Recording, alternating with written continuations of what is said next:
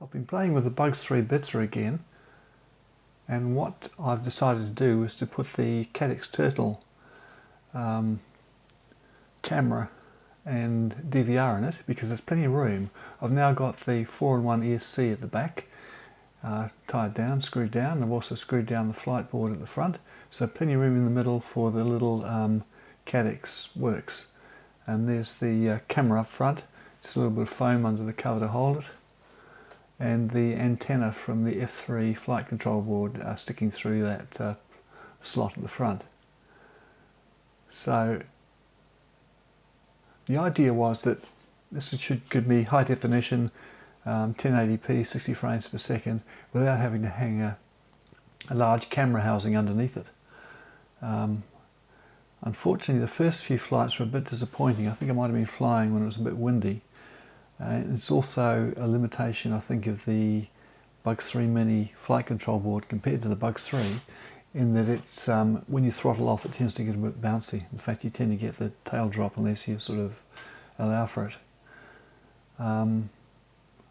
So I thought what I'd do is I'd put the Y1 Lite underneath it, so I've now got two cameras that are shooting at 1080p 60 frames per second, although of course the Cadxx doesn't have electronic image stabilization or correction for lens distortion.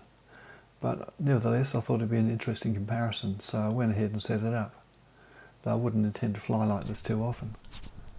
So out in the field, set it up, and here's the result.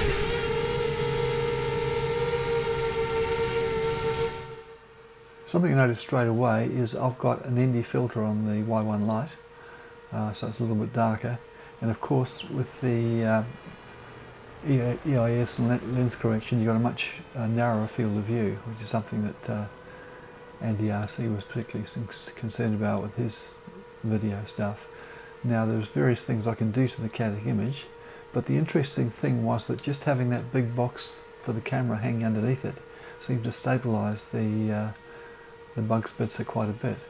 So the footage from the Cadxx is not too bad. In fact, I could probably clean it up a bit in post, apply EIS and lens correction.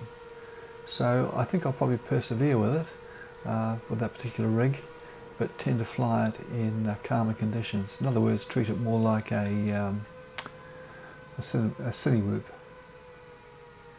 But yep, it's fun to try things out and to see what works. There's the tail drop.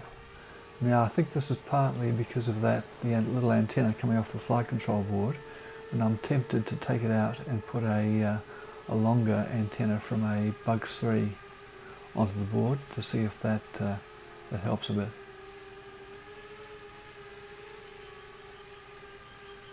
It was fairly cloudy, a little bit of wind, it still wasn't perfectly still.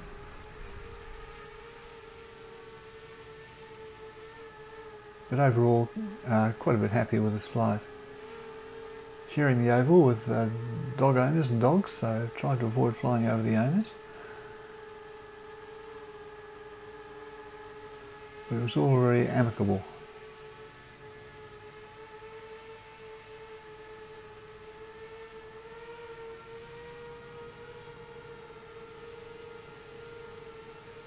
Yeah, with throttle on and climbing, it's pretty smooth, hardly needs any correction.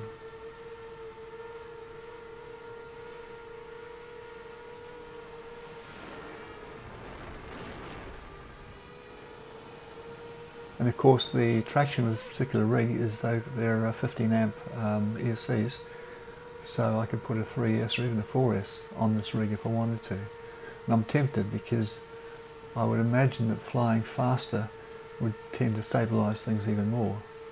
So having a slimline drone with apart from the bulge of the big battery on it, has got some attraction in some situations.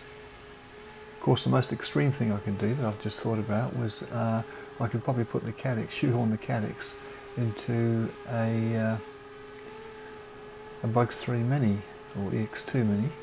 I'd probably have to put a different canopy on the top to give it a bit of a bulge to allow more room for the Cadxx bits.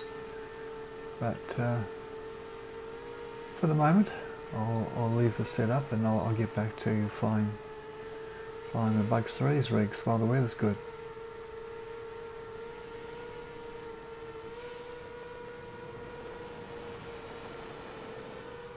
The thing I love about this hobby is just so many ways you can mix and match stuff. Particularly now I've got into the business of separating the VTX from the camera. So I've got my Ratel Starlight that I'm keen to get back in action. Now I've picked up some more VTX2s, so I've got some more transmitters.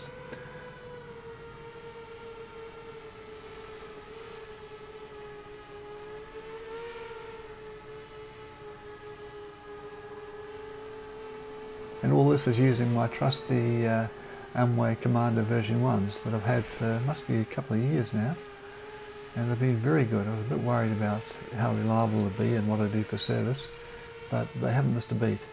I did change or repair a cable from the battery once, but that's been about all. So all in all, I'm pretty happy with the gear. So that's about it.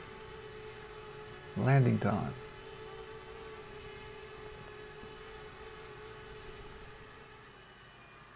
It looks as if these things are too light, you just don't get